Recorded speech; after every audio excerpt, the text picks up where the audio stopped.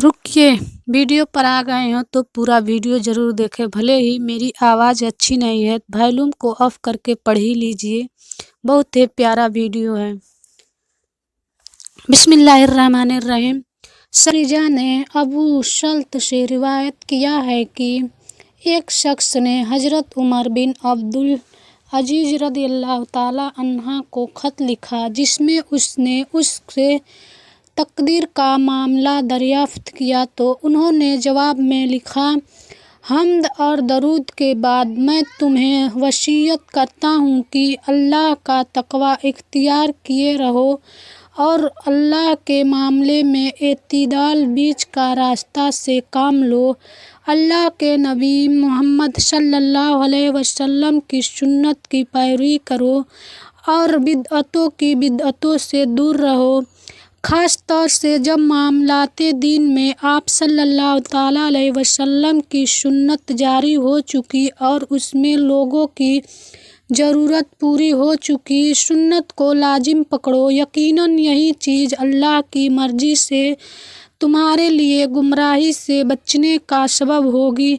याद रखो, लोगों ने जिस कदर भी बिदअतें निकाली है उनसे पहले वो गुमराही रहनुमाई आ चुकी जो उन बिदअतों के खिलाफ दलील है या इसमें कोई न कोई इबरत है। बेशक सुन्नत उस मुक़द्दस जात ने अता फरमाई जिन्हें इल्म था कि इसकी मुखालफत में क्या। रावी मोहम्मद बिन ज़याद ने मन क़द अलम के लफ्ज़ रिवायत किए।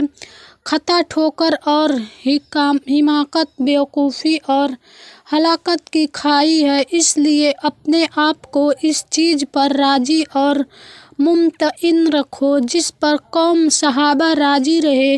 बेशक वो लोग इल्म से बहरावर थे, जिन बातों से उन्होंने मना किया, गहरी बसीरत सूझबूझ की बिना पर मना किया और उन हक़ायक़ की आगाही पर जिनसे तुम मजाजों के साथ खुबेश आगाह हुए हो।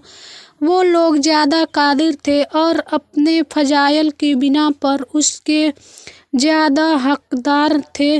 अगर हक़ और हिदायत यही हो जिसे तुमने समझा है तो तुम मानो उसने सबकत ले गए। अगर तुम ये कहो कि ये मामले उन सहाबा के बाद नए तलाश किए गए हैं तो उनके तलाश करने वाले उन सहाबा की राह पर नहीं हैं बल्कि उनसे बचने वाले हैं। बेशक वो सहाबा ही हक़ और नेकी में हैं आगे बढ़ जाने वाले थे।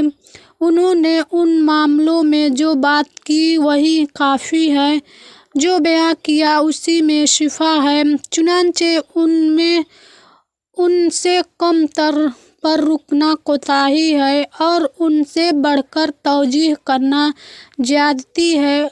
उनके रवैये से कभी कमी करना जायज़ है, न उनसे बढ़ना जायज़।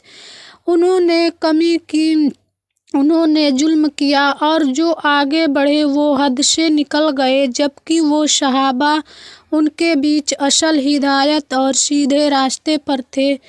तुमने तकदीर के इकरार के बारे में लिख कर पूछा है तो अल्लाह के फजल से तुमने एक साहिबे इल्म और खबर रखने वाले से पूछा है। मैं नहीं जानता कि लोगों ने जितनी भी नई बातें गढ़ी हैं और जितनी भी बिदअतें खोज की है, उनमें तकदीर के मामले से बढ़कर भी कोई मामला वाज़ेह और दलीलों के एतबार से मजबूत तर हो। इसका जिक्र तो पुरानी तरीन जाहिलियत के दिनों में भी होता था। लोग अपनी बातचीत और अपने अशार में इसका जिक्र करते थे। जो चीज़ उन्हें हासिल न हो पाती थी, तकदीर का जिक्र करके इससे तसल्ली पाते थे।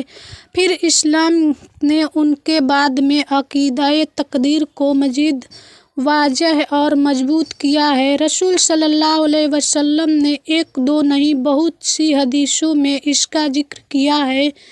मुसलमानों ने आपसे सुनकर आपकी ज़िंदगी में और आपके बाद भी इसके बारे में बातचीत की जिसमें अल्लाह के सामने तस्लीम और रजा और अपने विनम्रता का इक्तराफ़ किया कि कोई चीज़ ऐसी नहीं जो अल्लाह के इल्म में न हो या किताब तकदीर में वो न हो या उसमें ये इसकी तकदीर जारी न हुई हो। साथ ही ये बात इसकी मुहकम मजबूत किताब कुरान हकीम में भी है। सहाबा किराम ने इस मसले को इसी से लिया था और यहीं से वो इस बेखबर बाखबर हुए। और तुम कहो अल्लाह ने फुला आयत क्यों नाजिल की और इस तरह क्यों कहा, तो ज़रा सोचो कि उन्होंने यानी सहाबा ने भी तो यही आयत पढ़ी जो तुमने पढ़ी, अलबत्ता वो इसकी तफसीर और तावील पा गए जिससे तुम जाहिल रहे। इसके बाद उनका कौल ये है कि ये सब अल्लाह की तरफ से लिखा हुआ और उसकी तकदीर से है। सख्ती और बदबख्ती की भी लिखी हुई है। जो कुछ मुकद्दर है जो जाता है, अल्लाह जो भी चाहता है होता है और जो नहीं चाहता नहीं होता। हम अपने नफ़े और नुकसान के मालिक नहीं हैं। फिर इसी अमल पर वो अल्लाह की तरफ राग़िब रहे और इसी से डरते रहे। दोस्तों, अगर हमारी वीडियो पसंद आई हो तो लाइक करके हमारे चैनल को सब्सक्राइब ज़रूर कर देना।